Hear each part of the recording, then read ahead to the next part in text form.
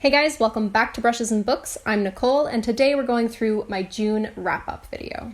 The day that I'm filming this is July 1st, so happy Canada Day, everybody. I hope you're having a wonderful day wherever you are in the world. The wonderful thing about today for me is that I actually have the house to myself, which means I get to film in a room with actual sunlight, and it's actually magical. In the month of June, I managed to finish 7 different books, 6 of which were audiobooks. So thank goodness for audiobooks, because if they didn't exist, I probably wouldn't have read anything this month. Let's start off with the first book that I read in the month of June, which was The Looking-Glass Wars by Frank Beddor. What I liked. I thought the narrator was really good. I thought the characters played off of each other fairly well. I really liked the concept of imagination as a type of magic. Good imagination and dark imagination, or bad, like evil imagination. I think overall it was just a really fun take on the original Alice stories. What I didn't like. Felt that the main character, Alice, was very unlikable and kind of useless. She didn't seem to grow a whole lot in the first book. I think this is a trilogy, and I think that she's probably meant to grow a little bit more in the next few books. But for this book, I just felt that she didn't grow enough from beginning to end, and I just really didn't like her. Another thing was I felt that this book was very put-downable, if that makes sense. Another thing I disliked was the Red Queen character. She just seemed so typical. All the other characters had something that was a little different about them, a little more interesting about them when compared to the original typical Alice or typical Mad Hatter, or etc., etc. But the Red Queen was just so typical. She was just exactly what you would expect from the Red Queen, and I just wish there was something that was a little bit more unique about her. All in all, this book was something that I kept zoning out while I was listening to it. Like, it just didn't keep my attention, even when I sped it up and tried to keep my attention that way, especially in the last third of the book, which is really interesting because usually in the last third or last quarter of a book, that's when the climax is happening. You know, it's crunch time, things are happening, and it should be exciting or scary or bring up some kind of emotion, and I was just zoning out. I just didn't care, and I just wanted the book to be over. It was a really weird reading experience for me, because despite all these negative things, I still enjoyed it. Like, it was still a decent take on the Alice story. I think this was still a positive experience for me, even though I was kind of frustrated by all these things. I ended up settling on giving it 3.5 out of 5 stars. It was really good in some ways, but in other ways it was just boring and didn't keep my attention. So the next book that I listened to in the month of June was Daughter of Smoke and Bone by Laini Taylor. This was a book that I was very excited to pick up. I thought the synopsis sounded super cool, and I was a little bit disappointed when a few months ago I picked up the ebook of this book, and I was having a hard time getting into it. I decided to check out the audiobook. I put it on hold at my library, and I'm really, really glad that I did, because the narrator for the audiobook was fantastic. Her voice was great. So what I liked. So obviously I really liked the narrator. Her voice was the thing that kind of kept me into the book. I also really liked our main character, Carew. I thought she was really, really cool. She definitely did come off as like a cool young art student, which is what she is in the story. I really liked her. I thought that her thought processes made a lot of sense. I thought that a lot of her emotions made a lot of sense, and I just wanted to know a little bit more about her. I also really, really loved the imagery that we got and the descriptions that we got of Prague. Prague? Prague? Prague? Prague. I'm gonna say Prague. Czech Republic. Anyways, we did get some cool descriptions of some of the other settings in the story, but I thought that the best descriptions of the book were definitely the ones of Carew's hometown and even of places like Brimstone's shop. It was made clear to us in the beginning of the story that these places were very much home for our main character, and I really appreciated sort of the detail and time and effort put into describing those places, because it really made them feel like home. What I didn't like. I just don't like Laini Taylor's writing. I did listen to the audiobook of Strange the Dreamer before listening to this audiobook, and while I did enjoy this audiobook a lot more than Strange the Dreamer, I still just can't quite get past Laini Taylor's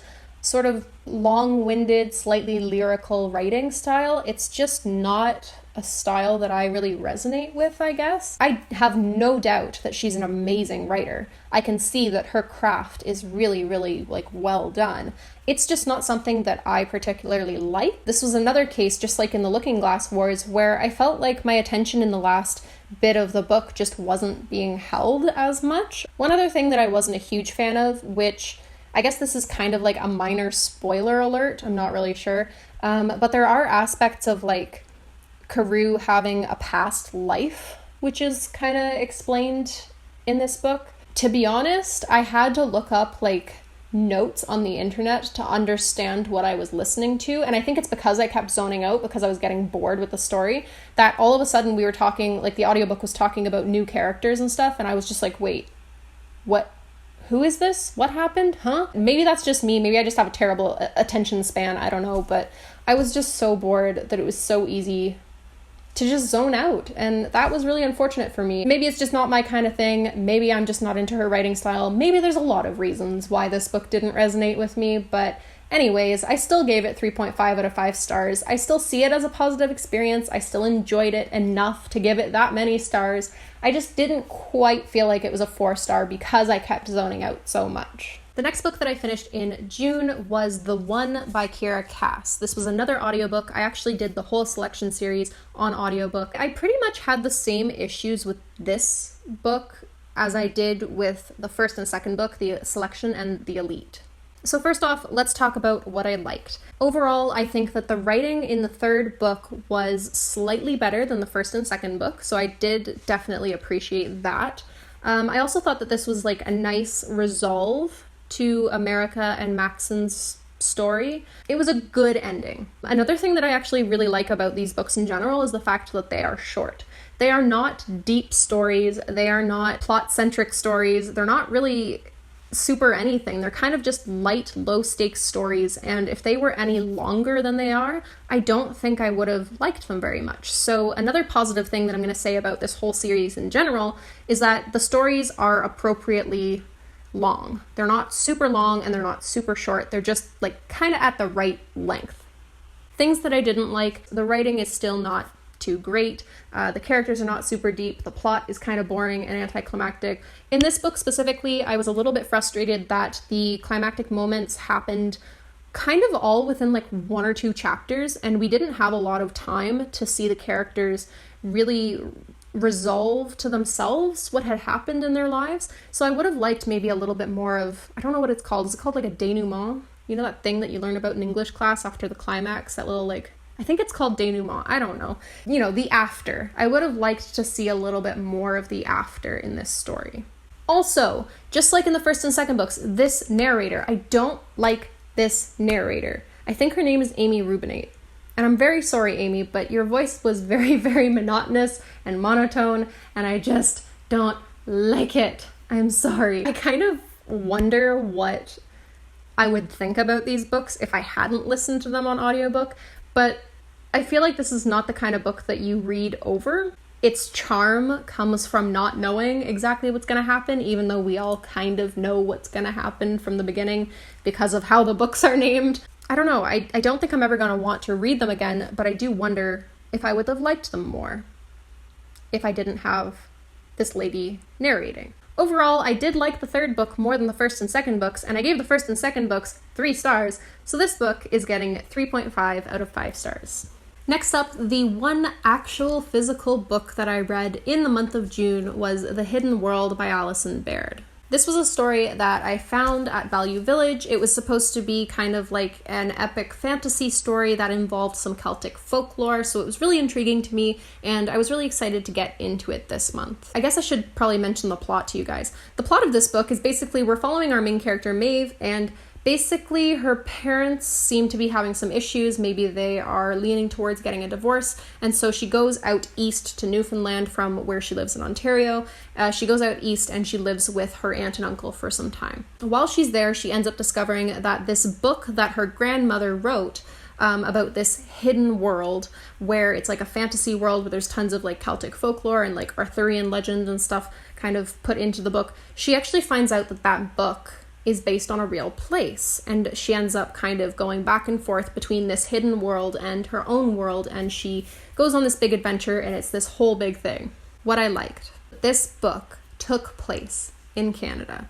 I'm from Canada. I'm not from Eastern Canada, which is where this book takes place, in Newfoundland, but nonetheless, I could still appreciate the fact that my home country was mentioned in a book, and it felt very refreshing. I thought it was really cool to learn a little bit more about the history of Newfoundland and some of the lore that they've got going on over in Newfoundland. I really liked the fact that we got a little bit into Celtic lore. Some lore I was familiar with and some I was not, and I thought that everything was really well explained. It was almost as though the author knew what people were familiar with and what they weren't, and so she kind of explained things that needed explaining, but didn't really, I wouldn't say she over-explained anything, but there were aspects to her use of the lore that I didn't like, which I'll get into in a second. What I disliked. The writing really felt dated.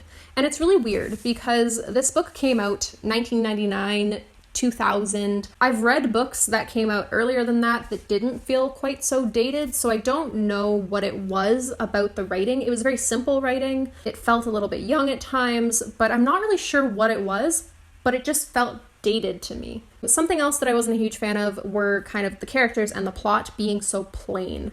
The plot felt very predictable and very boring and just kind of meandering, and the characters, I didn't really feel for any of them. Like, I didn't dislike any of them and I didn't like any of them, and that's not really a good sign because you at least want your readers to feel something about a character, even if it's a negative something, you know what I mean? So yeah, really wasn't a huge fan of the plot or the characters.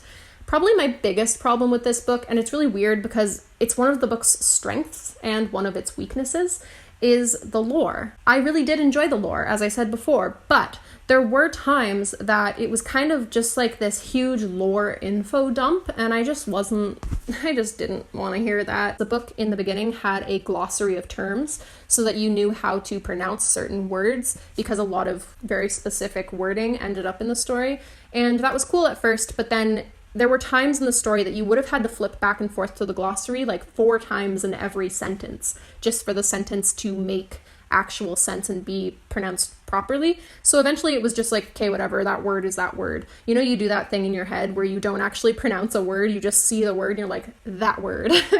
That's pretty much what I had to do for a lot of this book, because while the lore was really cool, it was also just used a little too much. And I would actually say that it was almost depended upon too much. I don't know how much of the lore was just the author's creations versus lore that already existed somewhere in the world, but it didn't feel like there was a whole lot of creativity going on with it. I'm pretty neutral on it. I'm glad that I read it. There were enough positives for me to give this book a solid 3 out of 5 stars. So the next 2 books I'm going to talk about together because I read them or listened to them in quick succession, and I don't really know where one ends and the other one begins, like, firmly, so I'm going to talk about them together. I think I have a little bit of an unpopular opinion. The books that I'm talking about are The Heir and The Crown by Kiera Cass. These are the last 2 books in the entire selection series. Spoiler alert, these stories follow Maxon and America's daughter, Eadlyn. Basically, Maxon and America decide that their daughter should have a selection of her own where they invite young men into the palace to compete for her hand, and rather than doing it so that their daughter can actually find a marriage partner, they're doing it so that they can kind of raise morale and make the people of the kingdom happier. These audiobooks had such a better narrator, and honestly, I think that the narrator is the reason why I liked these books so much more than the first 3 books. These last 2 books were a joy. They were exciting to listen to. I wanted to pick up the audiobook time and time again because it was just so pleasant listening to this audiobook narrator. It was great. I loved it. This girl just had so much more oomph to put into her narration. She had so many more voices. You could tell she was having fun with it. You could tell that she put a lot of time and effort into making different voices for different characters really distinct. I'm getting excited just talking about her narration, so I'm actually pretty tempted to go and look up other audiobooks that she's narrated because, like, I just loved it. I thought she was great. The cool thing, too, was that this girl's voice was similar to the first narrator for the first 3 books. Loved her narrating style so much. Okay, so I think a lot of people hate these stories because they hate the main character, and I totally understand that. The main character is kind of awful, but I also kind of love her because throughout the books, she does really grow and she does really learn. I don't know that her personality will ever really change for the better completely, but by the end of the second book in this little duology type thing, She's so much better, and I like her so much more, and I just keep liking her more and more as she grows and as she learns. I liked her. I thought she was cool, and she was super fun to listen to. So yeah, the other characters were just really well fleshed out.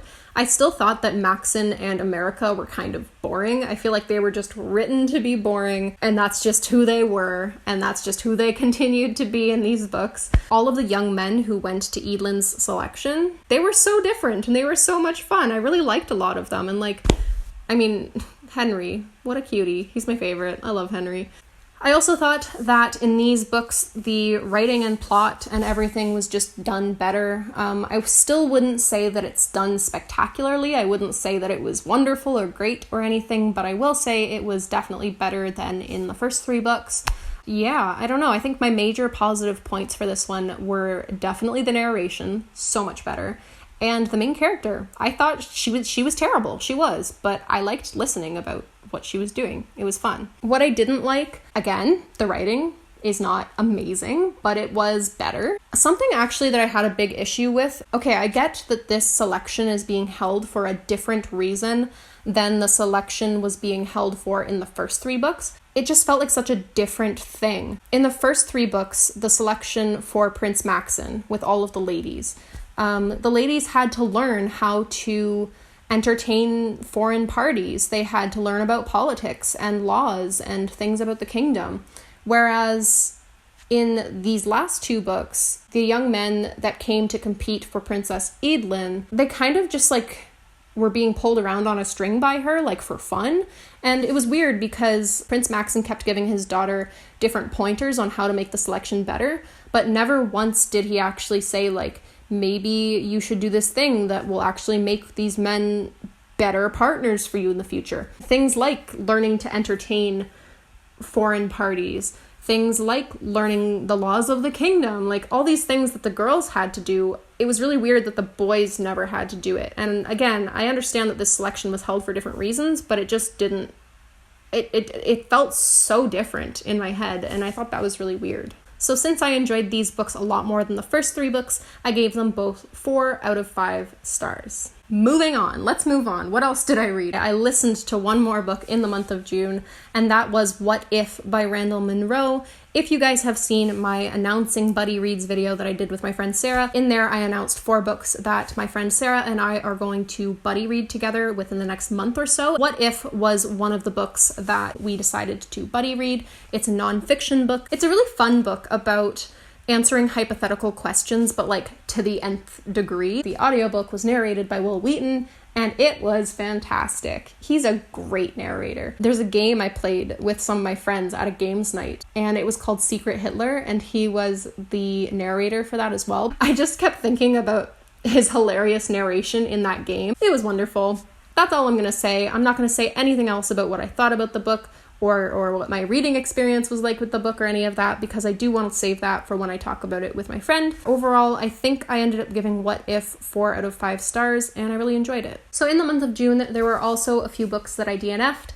I'm not going to do what I did last month and talk about the books that I DNF'd because I didn't have time, because I do want to pick those books up in the future. It's just not worth it to talk about them here. But I will talk about the books that I intentionally DNF'd, that I don't plan on picking up again. There is only one book this month that I started. I got about 30% of the way through. It was an ebook, and I just wasn't really feeling it, so I decided to put it down, and I do not plan on picking it up again. And I am so sorry if I pronounce this wrong, but I believe that it's called Rucairn Orb by Tyler Kalarchian. I don't know. I'm very sorry. This was a book that I actually got a free copy of via Voracious Readers Only, which is it's an online source where you can go and you can sign up for different genres of books, and they will send you free ebook copies of books that are from up-and-coming authors. Authors get a little bit of exposure by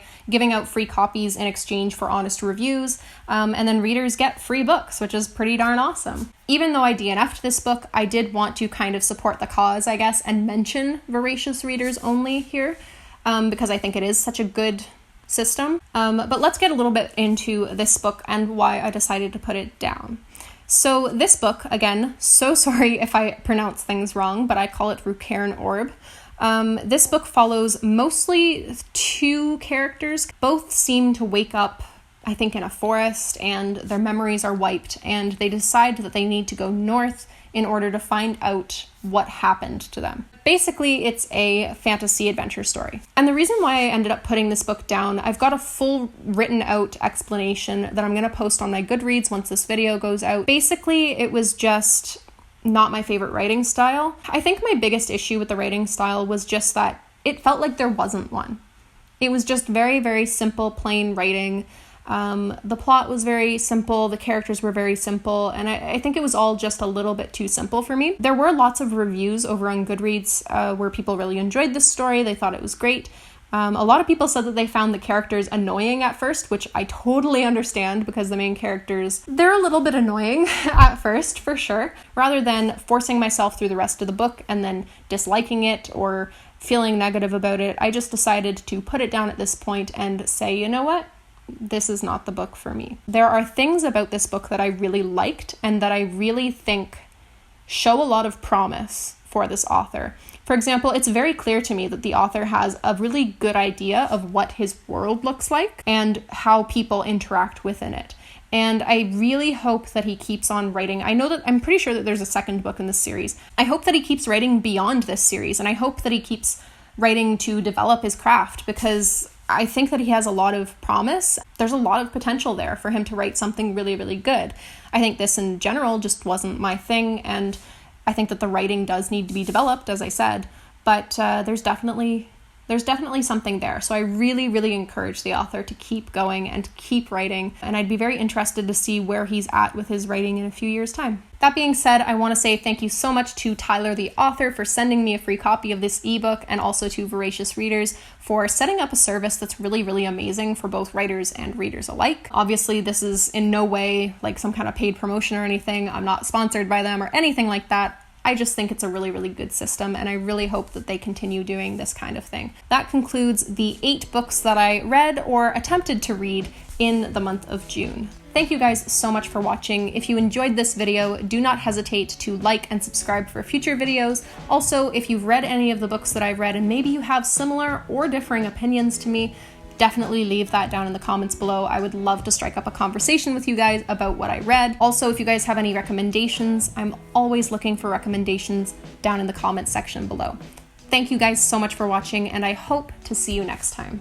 Bye!